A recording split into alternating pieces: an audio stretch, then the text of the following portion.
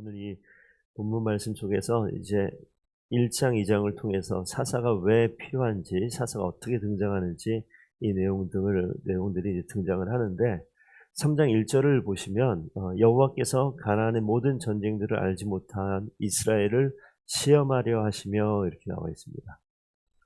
하나님을 알지 못한 이스라엘을 시험해서 어떻게 하느냐? 2절 보면 가르치겠다 그래요. 가르치겠다. 그래서 우리가 4절 말씀을 한번 같이 좀 보시겠습니다. 4절 한번 같이 함께 읽어볼까요? 남겨두신 이방 민족들로 이스라엘을 시험하사 여호와께서 모세를 통하여 그들의 조상들에게 이르신 명령들을 순종하는지 알고자 하셨더라. 보시게 되면 이스라엘들을 시험하셔서 이스라엘 민족을 시험해서 모세를 통하여 조상들에게 이르신 명령들을 순종하는지 그렇지 아니한지를 알고자 한다. 하나님을 없는 것처럼 이미 생활을 해버립니다. 가나안의 문화와 이미 섞여져 있고, 그래서 하나님께서 이 시험을 통해서, 시험이라는 것은 남겨두었던 이민족들, 중간에 2절 3절 읽지 않았지만 5절에 다시 정리를 하면 뭐라고 써있냐면 가나안 족속, 헷 족속, 아모리, 브리스, 히위, 여부스 족속, 가나안에 있는 그 족속들, 7족속들과 3절에 언급되어져 있는 블레셋의 5군주, 블레셋에 있는 뭐 가사, 아스글론, 에그론 이런 그 도시가 있어요. 거기에 있는 5군주. 그러니까 블레셋 땅과 가나안 땅에 남겨져 있었던 그 민족들을 통해서 하나님께서 큰 그림이 뭐냐? 이스라엘을 시험해서 하나님의 명령을 다시 지키는지 안 지키는지 가르치고 돌아오게 하기 위해서 그 민족을 사용하신다라고 등장을 시킵니다. 그래서 오늘 7절부터 나타나는 그 배경 속에 이스라엘의 모습이 어떤지 7절 보니까 이스라엘 자손이 여호와의 목전에 악을 행했다. 그래서 자신들의 하나님을 잊어버렸다. 이 그림이 똑같습니다. 이게 가장 사사기의 그림 속에 머리에 넣어둬야 될 것인데 그 당시의 구체적인 사건을 우리가 말씀을 통해서 기억하고 그것을 보면서 이게 그 당시 이스라엘 민족만의 문제가 아니라 이 땅에 있는 사람들, 인간의 모습이구나라는 걸 아셔야 돼요. 그래야지 우리가 지금 나도 인간이기 때문에 그들에게 나타난 모습은 단순히 이 시대의 이스라엘 민족 가운데 나타난 문제가 아니라 나에게도 지금 벌어질 수 있는 문제로 우리 여길 수 있습니다. 그래서 보니까 뭐라고 기록되어 있냐면 여호와의 목전에 악을 행했다. 그럼 나는 지금 하나님 앞에서 악을 행하고 있는가? 생각해 보는 거죠. 여호와의 목전에 악을 행하면 어떤 일이 벌어집니까? 여호와를 잊어버리고 떠나버려요. 여호와 하나님께서 있어야 될 자리가 여호와 하나님이 사라지면 그 자리에 다른 것이 채워지는데 오늘 말씀에는 바알들과 아세라들이라고 나와 있어요. 그러니까 그냥 단순히 우상 하나가 아니라 바알들, 잡신이죠, 잡신.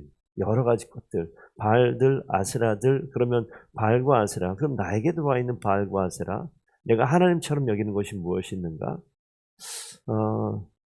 2023년을 살고 있는데 대부분 많은 우리 교회 안에 있는 사람들이나 교회 밖에 있는 사람들 봐도 이 안에 들어와 있는 바알들이나 아세라들을 대신해서 보면 여호와 안에 많이 뭐 돈이에요, 돈. 오직 돈밖에 없는 것 같아요. 모든 사람들의 일의 목적이 돈과 연관되어 있고 좋은 직업을 갖고 하는 것들도 돈과 연관이 되어 있고 제가 엊그젠가 신문은 아니지만 인터넷 뉴스를 통해서 보다 보니까 대학생들이 수능 보는 학생들이 대학을 들어가면 학교를 정하잖아요. 종로학원에서 뽑아놨던데 1996년인가 그때부터 해서 지금까지 거의 한 20년, 30년 가까이 되는 선호하는 대학과 진학하고자 하는 그 학과를 해놨는데 2005년부터 재밌는 현상이 1번부터 10번까지 중에서 뭐 장집사님 더 잘 아시겠지만 모든 선호도가 보니까 학교는 상관없이 과가 다 의예과예요. 다 의사가 되겠다는 거예요. 그 기사에 나와 있는 그 내용 보니까 뭐 인생의 목적 이런 거 없는 거죠. 뭐 의사가 돼서 우리나라의 어려운 환자들 도와보고 이런 거 아니고 의사 돼서 돈 많이 벌겠다. 이게 그 기사의 요지입니다. 의사가 되면 편하게 뭐 응급 수술을 하고 외과 의사가 아니라 그냥 피부과, 성형외과 이런 쪽 가서 그냥 쉽게 일하고 돈 많이 벌겠다. 이게 바뀐 거예요. 그러니까 이 10대 아이들의 인생의 목적이 과연 10대 생각 속에 그 가운데 들어갔을까? 저는 그렇게 보지 않거든요. 부모들과 이 문화와 환경들이 아이들에게 그런 길을 갈 수밖에 없게 계속 만드는 장면들.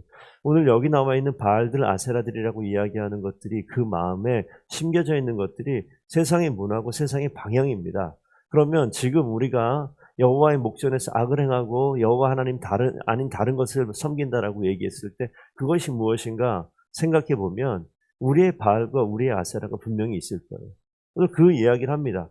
그래서 그 이스라엘 백성들이 하나님 아닌 다른 것들을 쫓아서 그 길로 계속 가버리는 거죠. 여호와께서 진노하셔서 여기 메소포타미아 왕 구산 리사임을 세워서 그 민족을 치게 하시고 8년 동안 압제 가운데 있게 하니까 이스라엘 민족이 그때 비로소 과거의 그들의 하나님을 기억하면서 하나님께 부르짖었다라고 기록이 나와져 있어요. 여호와의 목전에서 악을 행하면 하나님께서 원하시는 방향에서 얼굴을 돌리고 자신이 살고 싶은 대로 막 살아가다 보면 어떻게 됩니까? 하나님께서 진노하시고 그들에게 징계하시니까 이들이 그때 비로소 무릎 꿇어 부르짖어 기도하니 하나님께서 그들에게 구원자를 세우셨다. 이 패턴이 사사기에 사사들을 세울 때 나타나는 모습입니다. 그런데 오늘은 10절 말씀을 보셨으면 좋겠어요. 10절에 다른 사사들을 세울 때 다 등장하지 않지만 처음 사사를 세우는데 등장하는 한 줄이 있어요. 10절 여호와의 영이 그에게 임하셨으므로. 그건 누구냐면 갈렙의 아우 그나스의 아들 온니엘을 구원자로 세우시는데 그냥 구원자로 세우셨더라 이렇게 나오기도 합니다. 그런데 뒤에 보면 그 에훗을 세울 때는 비슷한 말씀이 나오지만 이 여호와의 영이 그에게 임했던 말은 없어요. 15절 보시면 이스라엘 자손이 여호와께 부르짖으며 이건 똑같거든요. 여호와께서 그들을 위하여 한 구원자를 세우셨으니 이것도 똑같아요. 9절 말씀과 비교해 보면 세우셨으니 그는 곧 베냐민 사람 게라의 아들 왼손잡이 에훗이라. 그는 곧 갈렙의 아우 그나스의 아들 온니엘이라. 똑같아요. 이스라엘 자손이 그를 통하여 모압 왕 에글론에게 공물을 바칠 때 그냥 넘어가면서 에훗이 에글론의 왕을 암살하는 장면을 길게 설명해 놨어요. 그런데 온니엘이 나올 때 처음 사사가 나올 때 10절에 여호와 영이 그에게 임하셨으므로 그가 이스라엘의 사사가 되어 나가서 싸울 때 이렇게 나와 있어요. 그러니까 사사를 세울 때 하나님께서 그냥 세운 것이 아니라 저는 이 뒤에 나오는 다른 사사들에게도 하나님께서 하나님의 영을 부어서 하나님이 일을 하셨다 분명히 믿지만 처음 이 등장하는 온니엘에는 그것을 적어놨어요. 그래서 온니엘에게 하나님께서 우상 숭배를 징계하는 도구로 메소포타미아 왕 구산 리사임을 세울 때 그리고 에그론의 왕을 세울 때 블레셋을 사용하실 때 하나님께서는 그들이 하나님을 향하여 부르짖을 때 하나님이 그때 비로소 구원자를 세우시는데 그 구원자의 모습이 무엇이냐면 여호와의 영이 그에게 임하셨다는 것. 하나님의 성령이 그에게 임하셨다는 것. 하나님의 일하는 일꾼이 분명히 우리가 기억해야 될 것은 하나님의 영이 그 가운데 있는 자와 그렇지 않은 자는 분명히 달라요. 이스라엘 백성들 가운데 지도자들 왕들이 세워지는데 하나님의 영이 그 가운데 임한 자와 그렇지 않은 자가 극명하게 구별이 됩니다. 하나님의 영이 임했다는 것은 하나님의 권능과 하나님의 말씀이 그 가운데 임한 거죠. 대적을 물리치고 이스라엘을 통치할 때 하나님으로부터 오는 힘과 권능으로 주님의 일을 하는 거예요. 하나님으로부터 오는 지도력과 영적인 통찰력으로 하나님의 일을 하는 거예요. 그렇다 보면 우리가 목회하는 목사도 하나님의 영이 그 가운데 임했을 때 하나님께서 원하시는 하나님의 일을 감당하겠구나라는 생각을 하게 됩니다. 가정에서도 하나님의 영이 임했을 때 하나님의 능력과 하나님의 힘으로 내가 아내를 돌보고 자녀를 돌보고 혹은 남편을 섬기고 가정을 돌아보는데 나의 생각과 나의 경험과 나의 가지고 있는 어떠한 능력과 수단이 아니라 하나님이 주시는 능력으로 주께서 일하시는 놀라운 일을 감당하게 된다라는 거죠. 한 가지만 더 보면 에훗을 보겠습니다. 에훗이 그 금방 읽었었던 16절, 15절 보시면 네 번째 줄에 왼손잡이 에훗이라라고 있는데 이 왼손잡이라는 것은 그냥 우리가 왼손을 쓰는 사람이 아니라 원문에 보면 오른손이 불구가 된 자라는 뜻이에요. 그러니까 남들보다 하나 어려움이 있는 겁니다. 한 손을 못 쓰는 자라고 보면 더 이해가 맞는 거죠. 그러니까 남들과 다른 그럼 연약함이 있네, 불구가 있는 거예요. 약한 겁니다. 근데 약한 자를 하나님께 들어서 사용하시는 거예요. 이것이 이 모습 속에서 더욱더 하나님이 하시는 일들이 극명하게 드러나는 거죠. 하나님께 사용하실 때 사용할 만한 자, 힘이 있는 자, 능력 있는 자를 사용하시는 것이 아니라 하나님은 기본적으로 첫 번째 하나님의 영을 부어서 하나님을 감당하시는 주님인 줄로 믿습니다. 근데 또 중요한 것은 하나님께서 사람들이 보기에 괜찮은 사람이 아니라 사람들이 보기에 핸디캡이 있어요.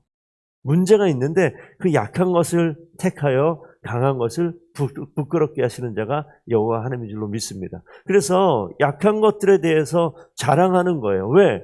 나는 안 되는 존재인데 하나님이 나에게 능력 주셔서 이렇게 했습니다 라고 이야기할 수 있는 거죠. 그러니까 내 환경 가운데 어려움이 있고 약함이 있다라고 이야기할 때는요, 그런데 하나님께서 나를 사용하신다, 이때는 엄청난 간증을 할 수 있는 시간이에요. 왜? 내가 할 수 없는 이때 하나님께서 하셨습니다라고 이야기하는 것. 그래서 내 가운데 일하신 그리스도의 능력을 자랑하게 되어지는 것. 그런 기회죠. 그러니까 우리 삶의 자리가 환경이 열악하고 어려움이 다가오는 상황 속에서 우리는 하나님을 붙들어야 됩니다. 그리고 하나님의 영이 우리 가운데 충만하기를 간구해야 됩니다. 그런데 그때 하나님이 일하시면 어떻게 돼요? 나를 자랑하는 것이 아니라 연약한 나를, 부족한 나를 사용하신 하나님을 높이는 은혜의 자리가 될 때 하나님이 기뻐하시고 하나님이 우리를 힘있게 사용하게 될 줄로 믿습니다. 오늘 한 가지 말씀만 보고 마무리하겠습니다. 스가랴서 말씀 좀 볼게요. 스가랴 4장 말씀, 맨 뒤쪽에 학개 스가랴 말라기, 스가랴 4장 6절 말씀을 보시면 스룹바벨이 보시면, 스룹바벨에게 하신 말씀인데, 자, 4장 6절. 그가 내게 대답하여 이르되 여호와께서 스룹바벨에게 하신 말씀이 이러하니라. 만군의 여호와, 함께 읽습니다. 만군의 여호와께서 말씀하시되 이는 힘으로 되지 아니하고 능력으로 되지 아니하고 오직 나의 영으로 되느니라. 힘과 능력을 의지하는 것이 아니라 오직 하나님의 영, 나의 영, 성령으로 된다. 제가 요즘에 관심 있게 보는 것이 이 하나님의 성령이 내 가운데 있기를, 하나님의 성령이 은혜를 부어주시기를 기도하는 가운데 있습니다. 이 말씀이에요. 우리가 가지고 있는 어떤 지식의 배경, 공부한 경험들, 목회한 그 과거의 어떤 경험들, 이런 것들을 의지하고 목회를 할 수 있습니다. 내가 배웠던 것들 적용하고 내가 경험했던 것들을 잘 다듬어서 사용을 하고 할 수 있죠. 그런데 나의 힘과 나의 경험과 나의 능력으로 교회가 세워지면 뭐 아무나 다 세우겠죠. 그런데 분명히 중요한 것은 오늘 말씀처럼 이 말씀을 다시 한번 좀 보시게 되면 이는 힘으로 되지 아니하고 능력으로 되지 아니하고 오직 나의 영으로 되느니라. 온예를 세울 때 하나님의 영이 그 가운데 임하셔서 하나님이 그를 이스라엘의 구원자로 삼으시고 하나님의 능력을 드러내서 이스라엘 민족 가운데 40년간 평온한 통치할 수 있는 은혜가 있었고, 에봇을 사용하셔서 하나님께서 함께 하셨을 때 80년간 이스라엘 민족 가운데 평안한 시간이 있었던 것처럼 하나님의 영이 나에게 임할 때, 하나님의 영이 성도님들에게 임할 때 하나님께서 일하시는 놀라운 능력을 고백하게 되어지고, 이 목회의 자리나 가정이나 우리가 하는 일터 가운데 하나님의 영이 이끌어갈 때 하나님 하셨습니다 라고 이야기하면 어떻게 됩니까? 실수가 없고 실패가 없으신 하나님께서 반드시 아름다운 것으로 일하시는 주의 놀라운 능력을 보게 할 줄로 믿습니다. 그런 은혜가 교회 가운데, 저희 목회 가운데, 우리 성도님들 가정 가운데, 일터 가운데 드러나는 것을 보게 되는 2023년 됐으면 좋겠습니다.